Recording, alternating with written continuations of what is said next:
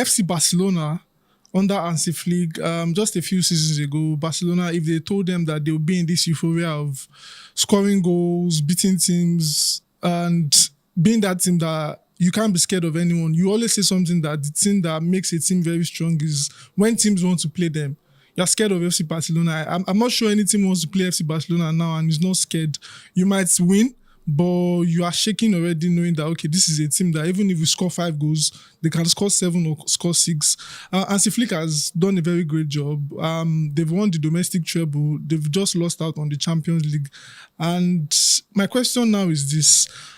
Is it possible for Hansi Flick to sustain or continue this dominance with Barcelona, maybe like throwing it back to the Pep Guardiola years? And would he be that guy to also win the Champions League for them in the next few years? Because it's been long, since 2015 that they've won the Champions League.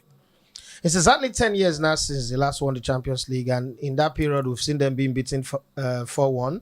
We've seen them being beaten by Liverpool, Roma, Bayern Munich have beaten them 8-2. I hate to say it, but it's happened. And they've had Messi and the rest in that era as well. But in that 10 years, they've gone inside and rebuilt. When you also think that in that 10 years, Arsenal have gone 20 years without winning the league title, winning only FA Cup, and they've not been able to do anything. A lot of other clubs, Manchester United have been for 10 years now about to win their second UEFA Europa Cup in that period, but they've not also won the league. You would say to yourself that the bedrock of what FC Barcelona have is their academy. People always underrate the academy, but look at that academy. That's the academy that produced Messi, Iniesta, Xavi, Sergio Busquets, Gavi, Pedri, Lamine Yamal. I'm just calling this one because they are the unicorns. There are a lot of other players that have come out of that academy as well. Now, people don't give La Masia the credit that they deserve.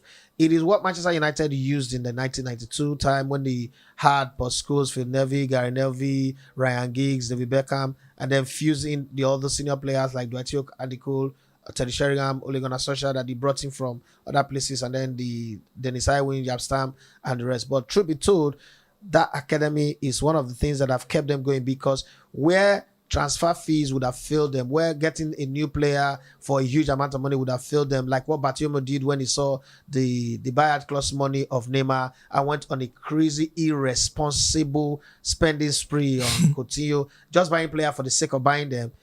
Barcelona went back to their tradition, true to their tradition, where they get the core of their team from the academy and then they fuse it with some foreign players.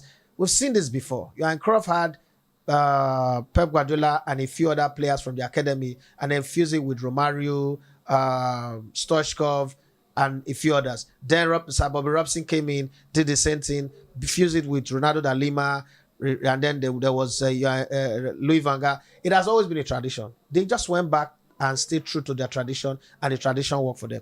Would they win the Champions League anytime soon? 5 years is a long time. I'm putting my hat in the ring that FC Barcelona, with the kind of form that they are in, a few additional signings to this squad, would win the Champions League next season or the season after next season. Because there's just something about this Barcelona team that tells you what is missing is not too much.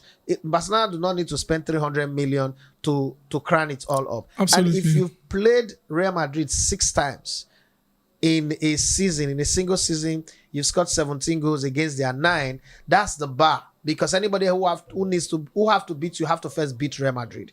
And we might say that Madrid is having a bad season, but they are still in the top 2 in Spain. And to be in the top 2 in the league does not make you a bad team. So for the kind of result that they've shown out against Madrid this season tells you that this team is a team to be afraid of. And you know the funny thing, they are doing all of this in a season where they're just coming together.